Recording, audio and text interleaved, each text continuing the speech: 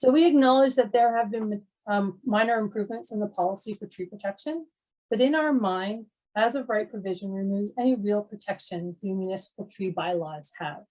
If a builder stays within the proposed regulations, there is no process in place to report protected trees that will be injured or removed as a result of a garden suite.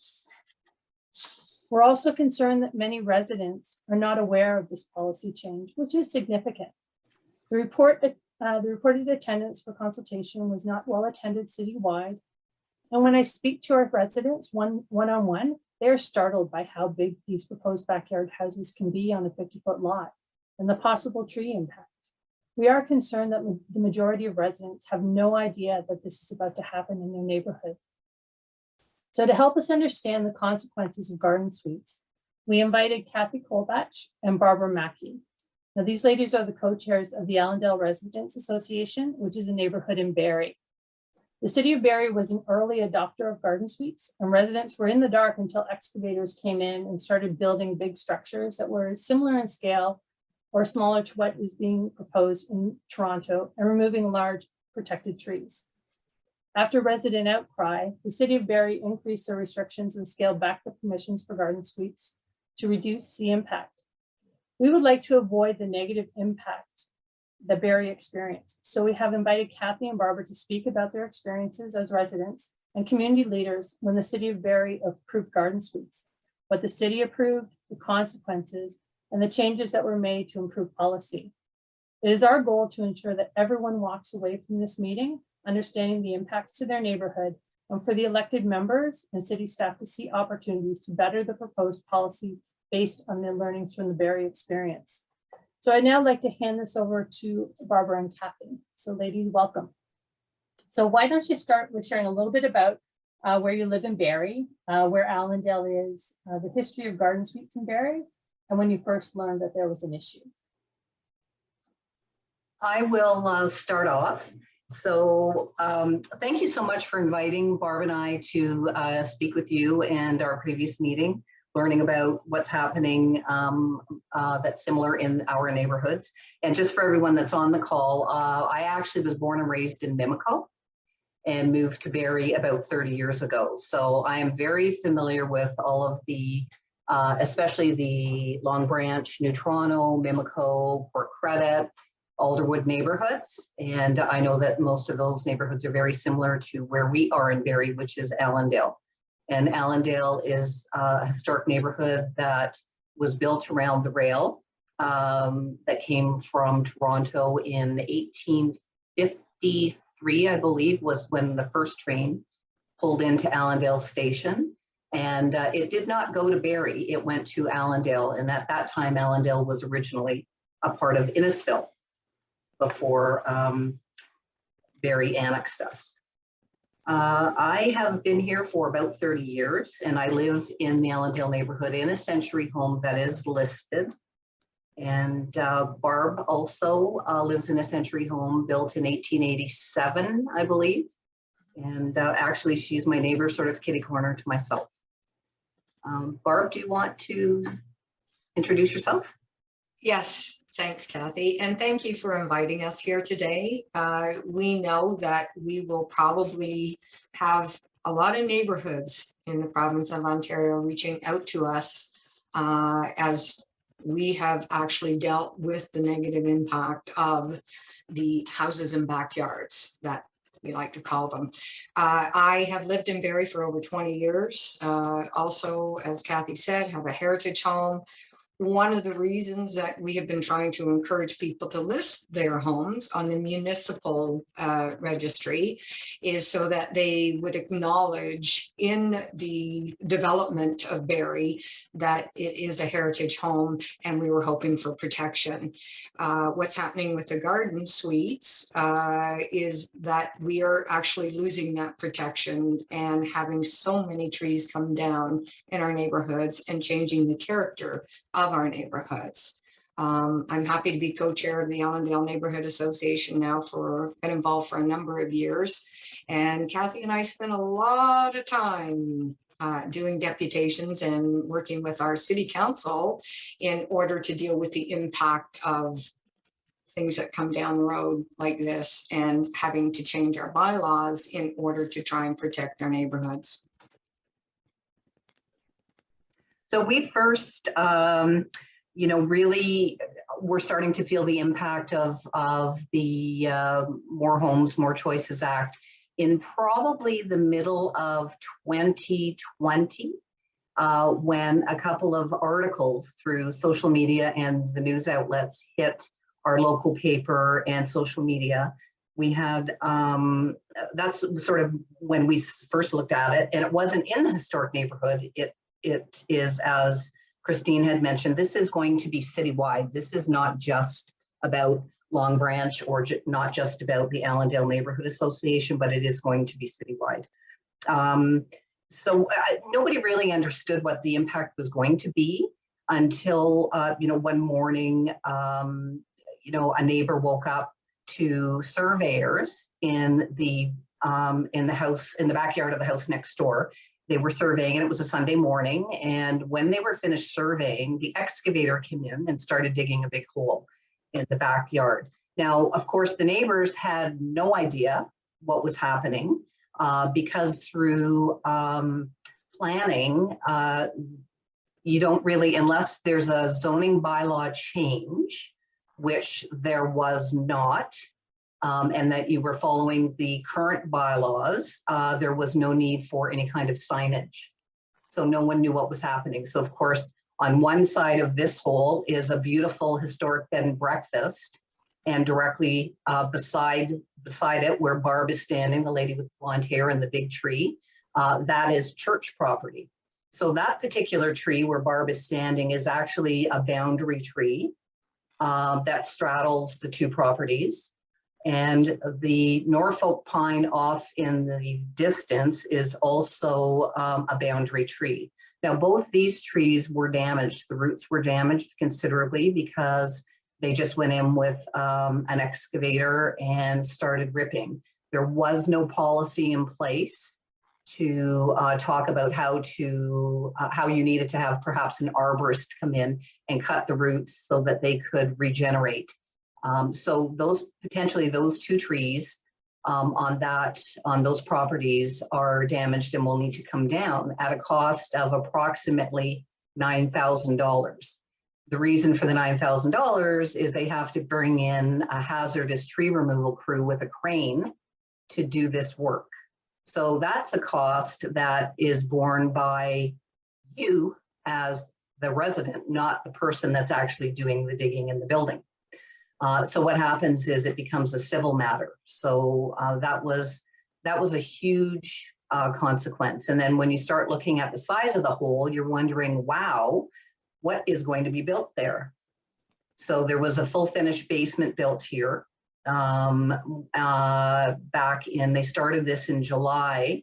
And unfortunately, we had some really bad weather here in Barrie. We had a tornado, which impacted labor and material, and actually crews. So this has just been, it's it's framed at this point, and that's all we know.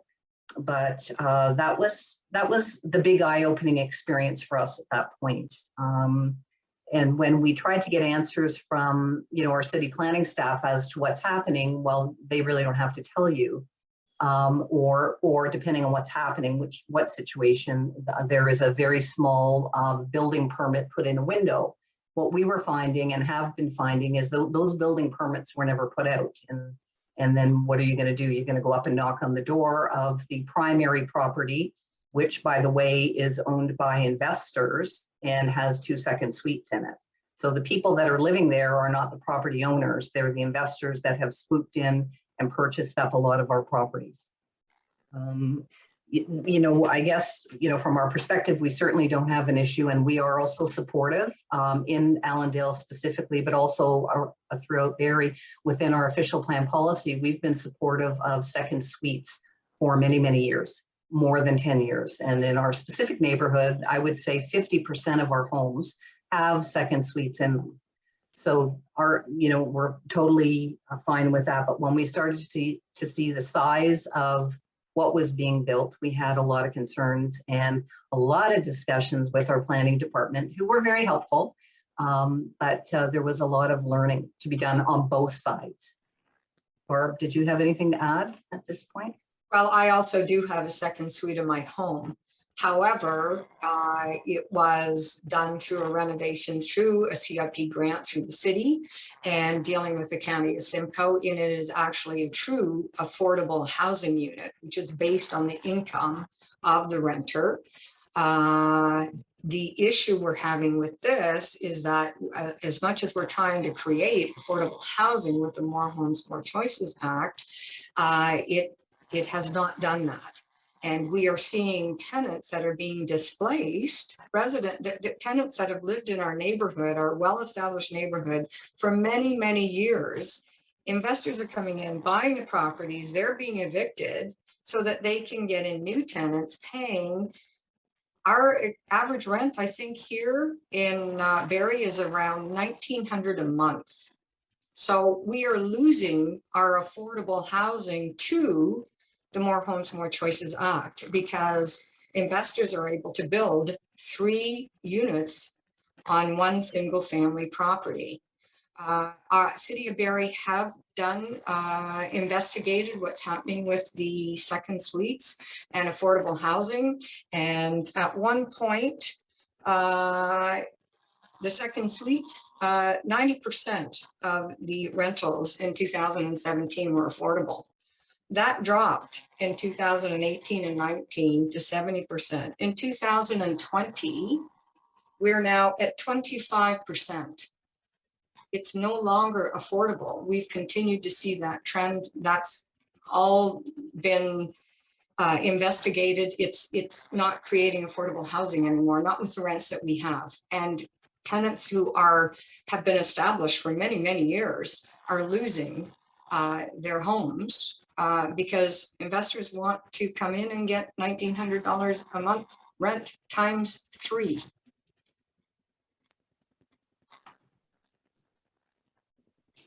So we have worked very closely with our city council and the planning department, along with other stakeholders. There were several meetings held throughout the summer months.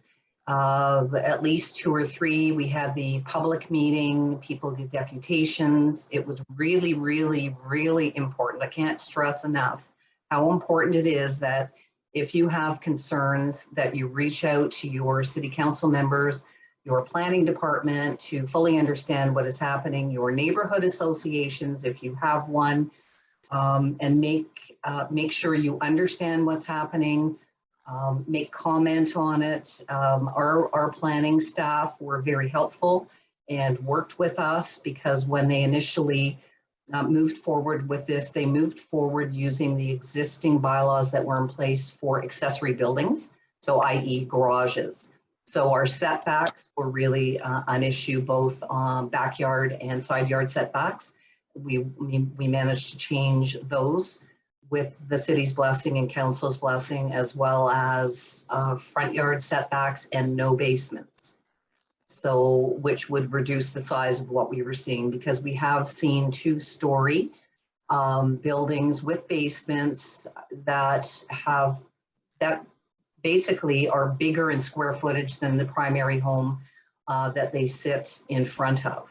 So, just think about it, if you would, from the perspective of, you have a lovely home, you're sitting out in your backyard by your pool, and neighbors on either side of you now have put in potentially a 2-story home with a basement. So it's a home behind a home, which is really not what most people who bought into neighborhoods, if they bought a single family home or semi-detached, that's not what they were expecting to come down the road. So I don't think that was really, there wasn't a lot of public engagement around how that rolled out to municipalities and how the municipalities then moved forward. But once we realized what was happening, certainly our city and council listened.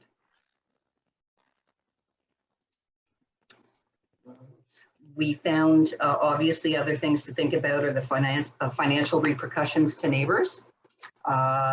So things like lawyer costs, damage to your property, to your trees. So you have to pay for arborist reports. If you want to find out what's actually happening, you would need to go to the city for freedom of information to get all of the documentation associated to what is being built. There's a cost for that. And then there's a cost, you know, for you as a resident to try to correct the privacy issues, maybe building a fence or bigger hedges or whatnot. So, you know, there are some issues to be concerned about, and, you know, who's looking out for the best interest of the homeowners and taxpayers who live here. We're not talking about the investors who are buying up all the properties. We also found that there wasn't much in the way of oversight on construction. And, you know, you're left with, as a resident, who do I call if there's something happening? I don't know what's happening, and, you know, it doesn't look right. And, you know, we found out the hard way that that was back onto the resident to figure out, maybe you have to call the Ministry of Labor. Maybe you call the head of the planning department at home on a Sunday. Maybe you call the mayor's office. I mean, you know, all of these things weren't outlined in advance. And so we've been asking for signage to be put up so that people are aware of what's happening in the neighborhood. People know and understand, thoroughly know and understand now what this means, but only as a result of all the problems that it's caused us to date. Yeah, Kathy and Barbara, that was a question that we had is, you know, why did it take so long for people to realize that there was an issue with garden suites in your community? For the most part, because there is no public engagement. You know, the province didn't just come forward and say, hey, this is how this is going to impact your municipalities. They came forward and said, we're implementing a new act here. We're handing it down to the municipalities, and it's going to create affordable housing. No one knew what the impact was going to be. Every municipality is going to be faced with different situations, albeit some are going to be all the same. And that's the fact that we are losing our tree canopy, period. We cannot build houses in backyards without losing our tree canopy. However, your bylaws are different than our bylaws. Every municipality has different bylaws. So the fact that you can build as close to the lot line, rear lot line, side lot line, or further away from it, I mean, no one knew what that impact was going to be, because our city just adopted it, as Kathy mentioned, using the existing bylaws for accessory dwellings. This is building a house in a backyard. That's different than building a small shed or a garage. And I have no doubt that the original intent was to build a small garden suite, you know, that would contribute to affordable housing. You know, whether it would be a small garden suite for maybe a senior in your backyard, which would save, what is the long-term care price, $5,000 a month or more, or a student that's going to school where they couldn't afford the $1,900 a month for rental here, but could actually have a small suite in the backyard. But we had to change all the bylaws in order to accommodate them. We just didn't know. So now one of the bylaws that's been changed in the city of Barrie is that we have eliminated the small size property. They had a minimum size. We now eliminated that because it really isn't necessary to say it has to be a minimum of 1,000 square feet or 1,600 square feet. And it also is related to the actual property and the lot coverage on the property as well. But yes, until we started losing our green space and our trees and damaging boundary trees, no one had any idea of the impact, nor did our city. And had our city known, we wouldn't have had to fight and work with them in order to implement all these new bylaws. My understanding is that the setbacks changed quite dramatically from what originally was there. Can you speak to those? Do you know what they, like, my understanding is they're now 3 meters from the side and 7 meters from the rear. Is that correct? Yes. Very dramatic, because I believe ours were similar to what yours were, like 0.6, I believe.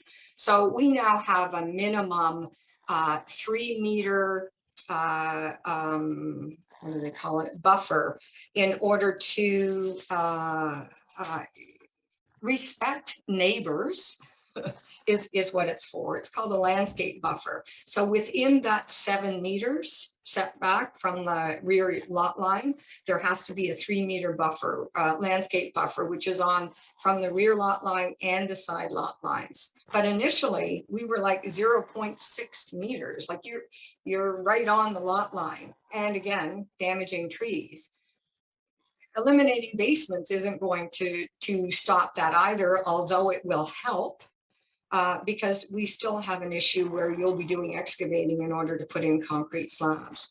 But yes, we've eliminated the minimum size of the dwelling. The minimum is eliminated. So you can build a smaller dwelling. We've increased the setbacks from 0.6 to 7 meters at the back, 3 meters on the sides.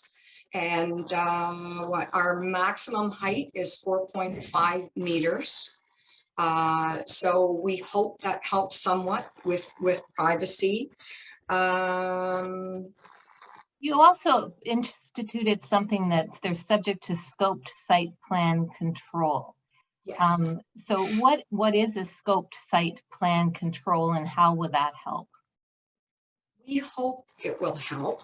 One of the issues, again, with this is the fact that when it comes to bylaws and when it comes to bylaw enforcement, it has, in most municipalities, is reactive and not proactive. So the idea, the scoped site plan control, is that rather than the application going into the city and the city stamps it, approved, done, nobody knows about it, it means that someone from the city has to go and take a look at the actual property, recognize whether it is there are boundary trees, just actually see what they're looking at, because they haven't seen it before. And so that's not something that we've ever had. This is new, again, this is all new. We hope that will have a very positive impact in moving forward in building these houses and backyards, but we've yet to see it. The other thing, go ahead. Go ahead. the other thing that we had already in Allendale specifically, in not the whole of Allendale, but a small portion of Allendale, we did a pilot project a number of years ago, and we created for Allendale urban design guidelines and scope site plan measures. And what that meant was, if somebody, if there was infill or somebody wanted to do renovation work, there were guidelines, things like, you know, a pitched roof, the windows had to be a certain place, the doors had to be facing a certain place, it had to be front facing, so you couldn't put something at the side with, you know, doors on the back and the side, it had to be street facing, so it sort of fit in. Also, if you were going to put a garage or build something new that had a garage, the garage had to be set back behind the face of the house, so that we weren't looking at, with like a lot of the newer builds, where all you see really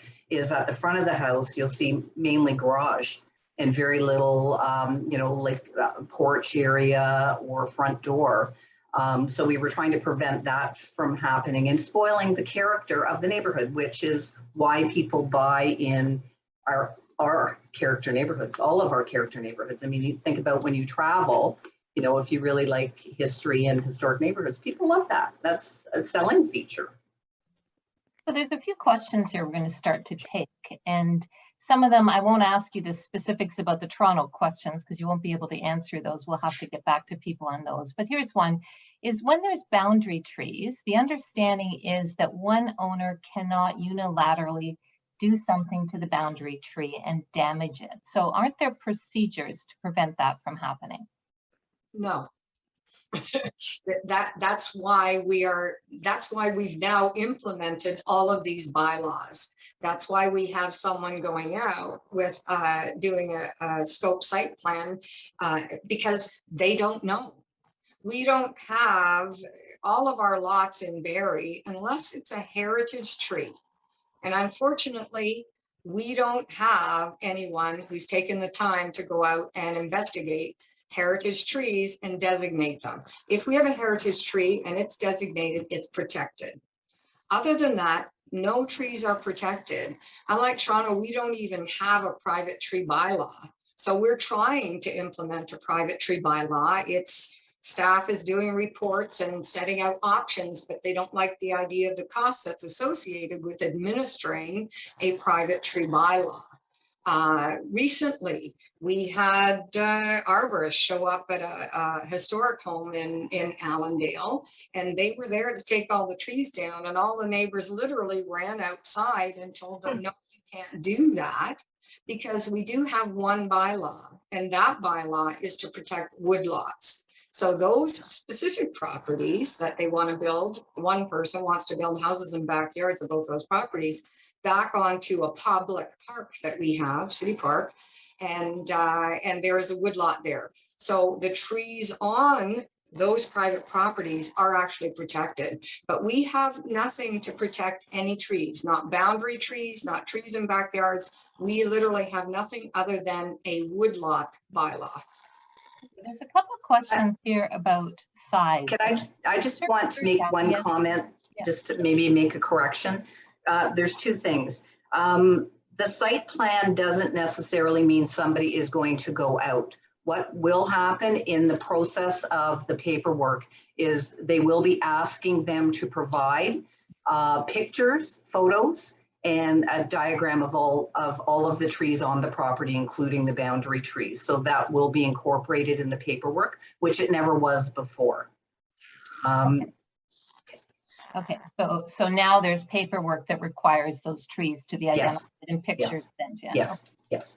Okay, great. There's a couple of questions here about the size of the garden suites. So do you have a sense, or do you know how big the garden suites can be in Barrie? And what's the largest size dwelling that can be built as a garden suite or a backyard accessory dwelling? The maximum size of our backyard houses is 800 square feet. And what they did is eliminate the minimum size. So we had a minimum requirement there. Now they've eliminated it. So if somebody wanted to build one that was 300 square feet or 400 square feet, that they could do that. Prior to changing the bylaws, they couldn't. But our maximum size is 800 square feet. Okay, so that's quite a bit smaller than what Toronto is proposing. Yes. However, before these changes were made, they could have built a full-size house, you know, 1,800 square feet. Okay, so it's been reduced, that they're small Yes. now. Okay. Yes. And, you know, council understood, and so did the planning department, that the whole focus originally around this and the intent was affordable. And, you know, that something that's built like that is not affordable. And so if that's what we're trying to do, then the only way to make it affordable is to reduce it in size. Okay. Do you know the data on how many garden suites have been built in Allendale and Barrie? We have.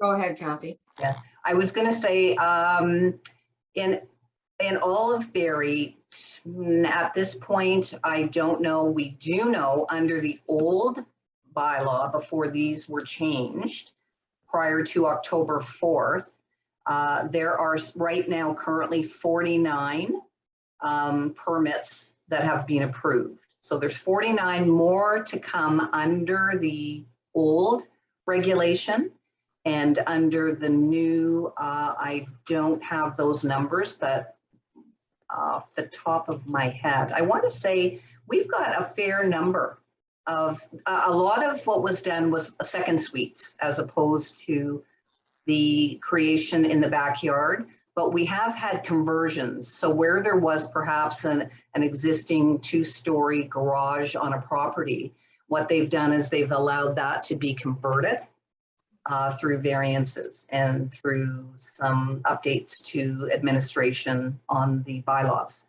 So you know, we weren't really looking at that and how many had been done before that, but I think, you know, that I would say that we have ones that are conversions, we have second suites, there has been probably between the second suites and these homes, there's hundreds that have been done. Comment is from Paul, and he's saying the question is, and it's a comment, I guess, the excitement you see online and social media around garden suites all seems to come from investors who are seeing opportunity to extract more income and rents from properties. Are you finding investors outbidding families looking to purchase homes? And are you seeing neighborhoods shifting from owner occupied to investor owned? Can you comment on that? Absolutely. That's one of our biggest issues here, is that the idea of having affordable home ownership and affordable rentals is not happening. We know investors are outbidding potential homeowners. We know our house prices continue to increase, and that's partly why, because investors are coming in and are able to outbid them dramatically, because they have the potential to receive single family home. They have the potential to receive close to $6,000 a month in rent because they can put 3 dwellings on one single family property. The house prices continue to go up. The renters are being displaced. Our longtime renters in our neighborhoods are losing their homes. They're losing their homes. Our provincial laws are that the investor or homeowner has to give them a month's rent in order to compensate that for any expenses they incur in being evicted. 1 month's rent for somebody who's been renting for years and is maybe paying $800 a month is not going to help that renter acquire a new accommodation, first of all, because we have limited availability, and second of all, because our rents have increased to $1,900 a month. And it is huge. The other thing that we get, honestly, probably 4 days a week in our mailbox is handwritten notes, like from what's the fellow on TV that you see quite often, Oliver, bring your watches and your purses. We get a lot of those handwritten notes and professionally done notes saying, we'd like to buy your house, no fuss, no hassle, no mess. You don't have to do anything. We'll do it all. We'll pay you cash. We get those often, and it's, you know, I wish they'd stop. One of the issues we brought up with City Council and planning was whether or not we could implement something that would say there would be a space between these backyard houses. In other words, because we know investors are buying up all these single family homes, why build an apartment building? That's pretty expensive. Why not just buy a single family home and convert it to have three dwellings on one property? So one of the things we try to do is ask if the city would take into consideration every other property. Since, the same as you, all our properties qualify to build these houses and backyards, every single one of them. Is it possible to limit the number of backyard houses built to every other property instead of every single one? Because there is one thing we do know, and that is an investor can come in and buy an entire block and build houses and backyards in every single one of them. So they've changed that? They changed that? No, they didn't, except we didn't get it passed. We didn't get it passed. But we're not finished with that. We're still working toward, and I think it's called a separation. So it's a separation, because what is actually happening is investors are buying up 3 and 4 properties. And then what they're doing is they're demolishing the homes that are on them. They're severing lots. So all of a sudden, where there used to be maybe 4 homes, now all of a sudden there's, 6 homes. And then each of those 6 homes has a house in the backyard. So then all of a sudden you've got, in terms of parking, there's problems with parking because, everybody has 2 cars or 3 cars, and, you're increasing the number of tenants per unit. So, You know, it does change the entire complexion, especially from residential neighborhoods where people bought into single family homes. That's what you bought. If I want to, you know, if I want to live in a townhouse or a condominium, I go and I purchase in that neighborhood. I don't come into a historic neighborhood and do what is happening. And that's why you're going to get, and that's why the city or municipality anywhere across this province is going to have backlash. As soon as people really understand the impact of what's happening, there will be pushback. Were there situations in Barrie, or can they take a detached garage and put a secondary suite on top of it? Is that permitted? Yeah. Yes, version, yes. Yes. There, we did have a property, I think, through Committee of Adjustment, as a two-bay garage with a loft on top. Yes, was approved and is being built. Okay. And that is also being built because that was under the old bylaw. It's being built 0.6 meters back from the property line. But that same homeowner now is doing, because the primary building has is both second suites. It's a bungalow, but upstairs and downstairs. So it's got 2 second suites plus the loft out back. What they're actually also doing now is doing an expansion or a large renovation on the main building itself. So you got to wonder, you know, are they looking at trying to put in yet another unit that would be illegal? Or just trying to, you know, increase the square footage of one of those second suites? Okay. There's a few questions here about infrastructure. I don't know if you've got the answers to these, but there's questions around infrastructure, around servicing these homes. And, you know, like it's, how did Barrie propose servicing water, sewer, gas for garden suites? Do you have any comments on that? Access for emergency vehicles is another one.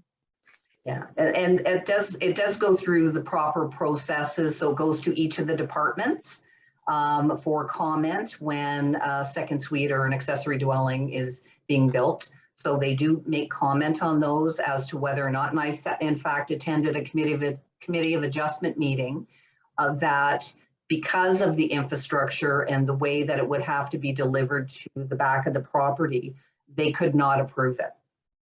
So they do look at it. You know, for instance, in my backyard, I have a huge elevation of like 6, 7 feet.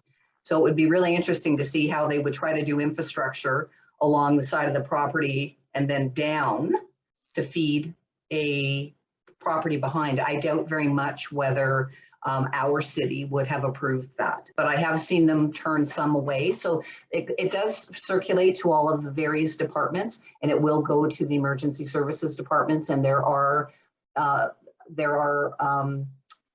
their bylaws or their code, building code, that takes over and basically says it has to be 40 meters from here to here, or there has to be access through the driveway for the fire truck, or there's got to be, you know, so they do look at that with each of the applications. And all municipalities are going to be incurring huge costs in order to implement this because we're not prepared to deal with building houses in backyards. So right now we found out, because we were well aware that just building a house in a backyard with a basement could potentially lead to illegal suites, because there is one clear thing. It's supposed to be a single family home in the backyard and then 2 suites for 2 families in the main house. We found out that our bylaw officers don't even have a right to go to the backyard to even check the house being built in the backyard. So we have now hired 4 new approved funding for 4 new bylaw officers that are apparently going to work on a proactive basis rather than a reactive basis in order to monitor these backyard houses. So all of the infrastructure, the administration, all of this is going to be a cost to the municipality in order to deal with these backyard houses. But these are things, again, we're only just finding out about. We had no idea that the city would not have a right to go past the front house into the backyard to inspect the house to find out whether it even adhered to fire safety regulations. This is the More Homes, More Choices Act is new, handed down to the municipalities. The municipalities now have to deal with the impact. So that speaks to the question here around the enforcement of regulations. So they weren't even able to access the backyards to enforce things? No. We as residents did that. We would end up going, you know, what's going on here? I mean, because we had no other option. We would, you know, something would be happening and you would be like, my boundary trees, what's going on? And, you know, ask questions. And sometimes the contractors are kind enough to just explain what they're doing there. We're doing a survey, we're doing this, we're doing that. But once things start to happen, you have no idea. I don't know if you can answer these questions. This one is, have average rents decreased as a result of the garden suites and as a result of secondary suites? No, this is the whole point, and in trying to address all of this is that it has not created affordable housing. Initially, trying to get second suites in homes, it did help. That was back in 2017, I think. But as the years have gone on, it has not. And our affordable suites have now gone down to 25% are affordable. Definitely, we have an issue with a lack of supply and a high demand. We know that. Barrie is a growing city, but even if you built a huge apartment building in Allendale, it is not going to, our rents aren't going to come down. They are not going to come down. And so again, with investors outbidding potential homeowners, we are losing the opportunity for homeowners to buy affordable homes. And with tenants being displaced, with investors buying these properties, single family properties to put 3 units on it, the rents continue to just go up. And yeah, it is not an issue of we are not creating affordable housing here. Was there any pushback from homeowners, not the investors, but any pushback from homeowners in your community or in Barrie that you're aware of who wanted to build these 1,200 square foot homes in the backyard? One, but only because he's borrowed money from wherever he can in order to get other people involved, because he bought up 2 other houses on the same street and wants to build houses in backyards. So he's become an investor. But no, we're not aware of any homeowners. And I strongly believe, especially in our neighborhood anyway, had all of this come down with the idea of a resident putting these in, like I put an affordable second suite in my home, for residing residents to be able to do these renovations, add second suites, or put a garden suite in, the original intention of what I think a garden suite was supposed to be, I don't think we would be having half these discussions right now. The point is that the investors are coming in. We're dealing with absentee landlords. We're trying to license people that own buildings, these houses, with renters, because we're trying to deal with absentee landlords, because we can't go to the tenants in order to enforce bylaws.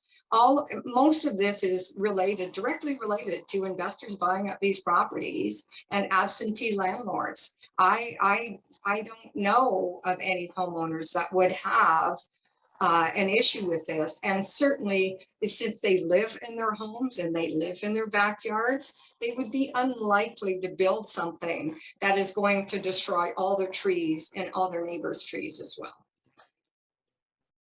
What about Airbnb? Are they allowed to do Airbnb up in Barrie? And are you seeing these units being used for Airbnb? Because in Toronto, the way the regulations are written, they would be able to do them as Airbnb.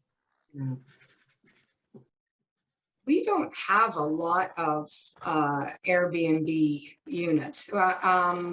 we have a beautiful historic home that is a B&B, but again, the owner resides in the home, and I know that it's legal, but I don't think it's been an issue. So we've not really had any negative impact from Airbnb, but these, with the rents as high as what they are in Barrie, and to put 3 suites on one property, again, close to $6,000 a month, and absentee landlords, I'm not sure that the Airbnb will be that much of an issue for Barrie. Did the city raise taxes when a garden suite is added? Oh, we are already dealing as, again, homeowners, and we already have seen a huge increase in house prices. So yes, MPAC is reassessing, and yes, our house prices are going up and up and up, and certainly this will increase it, but the investor can probably afford those increase in taxes more than I can as a homeowner. So yes, we are looking at a huge increase in taxes, but you know, one of the issues, you're going to pay a whole lot more for taxes, but I'll tell you, if somebody is looking for if a homeowner is actually looking for a single family home, they may not be interested in buying that house that has 3 families living next door with a house in a backyard. And I think if anything, it will, even though it won't show in an MPAC assessment, certainly won't show on our property taxes, I think it will devalue that property having a house in the backyard. There's a question here about the specifics, and maybe we can just review the changes. So when Barrie first implemented garden suites, there were certain bylaws approved, and then in October 2021, they changed them. So maybe I can just go through and you can just tell me if I've got them right, unless you've got a list of the changes there. Do you want me to go? My understanding is when one of the changes that was made is they were made to be smaller. So now the maximum size is 807 square feet. So that size was reduced, correct? Yes. Okay. Basements initially were permitted, but the change in October is they're now no longer permitted, correct? That's correct. Okay. The height, was the height changed at all, or it's now a maximum of 4.5 meters? Yes.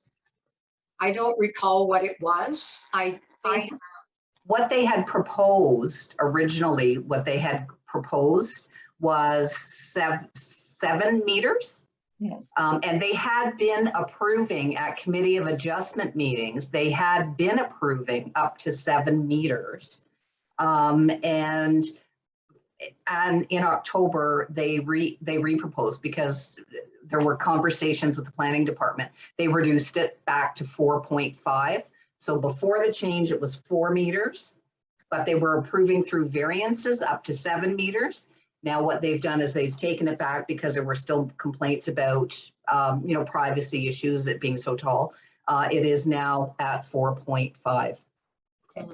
So again, that's lower than what Toronto is going to permit. Toronto is proposing to permit 6 meters Yes. as of right, so no application.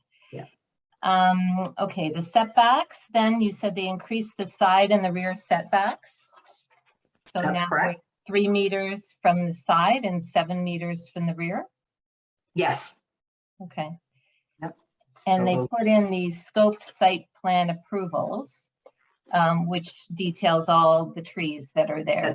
That's correct. Pictures sent in and people are aware of. Now, do the neighbors get any heads up when these are going in now in Barrie? Is there any sort of process for the neighbors to be aware? Other than the permit at this point, the building permit that would be put out in front, we had requested and asked that signage be put up similar to what happens if there is a Committee of Adjustment meeting and there are variances. That all we're asking for is that they do the same thing to say a second suite is going to go in at this location, so people are aware. And then you don't have, 40 and 50 neighbors standing out the front of your house with, waving forks and pitchforks and, what is going on here. They are aware, and they were open to doing that. Yes, but it's not official. So as much as we have a whole list of all the amendments that were done and all the ones that have been approved, that's one that we've asked them to do. We don't have anything to say that they are going to. We said, would you do it? They said we could do it. So there was, it wasn't a definite, but again, that will still, that's something that will be worked on. Yeah. So there's one more question and then I'll ask Christine to come up again. But this is the question, and this is from Jeff Kettle from Fontra. Please talk about the Committee of Adjustment. How many of these were going to the Committee of Adjustment, and is the Committee of Adjustment approving them? Unfortunately, many of these went through and were approved, and of course, and that's why we didn't know about them, because they were approved. So, we're fighting for all of this. We're fighting for the changes. We're hoping it's going to help our neighborhoods and the character of our neighborhoods, and, protect some of our trees and privacy of some of our neighbors and all of it. However, we are well aware that if they ask for a variance and they go to Committee of Adjustment, they could easily have all of this thrown out and say, sure, you can build higher, lower, bigger, whatever. I will say a lot go through Committee of Adjustment. So if you are a neighborhood association, I would suggest that somebody from your neighborhood association checks the Committee of Adjustment schedule each month to see what the locations are. If you have to Google map the address to find out what's going on, you look at the paperwork about what they're going to do, and then you attend the Committee of Adjustment meeting and you ask your questions and you make your comments, because our Committee of Adjustment has deferred and not approved stuff because we have done that. Okay, thank you. I'm going to pass it to Christine now. Thank you. Okay, am I unmuted? Yes. Okay, good. So thank you so much, Barbara and Kathy, for sharing your experiences. I'm looking at some of the questions in the Q&A. So we will be recording, getting a record of those, because there might be some further conversations that you'll want to have with us and city staff. We would like to remind you that this policy is scheduled to go to City Council for a vote for February the 2nd. So if you have concerns about what's being proposed by the city, we do encourage you to write the councillors and make sure that you CC your MPP as well, because it is the provincial policy that has brought this down to municipalities. And let them know your concerns as soon as possible. And by all means, we've got a lot of residents associations that are online. Reach out to your residents association and ask them for some assistance as well. So I would like to, it's now 8:04. Thank you so much, Kathy and Barbara. We really appreciate your time. And we hope that everyone will reach out to the councillor and become involved with the vote for Garden Suites. So thank you so much, and we'll see you all soon. Christine.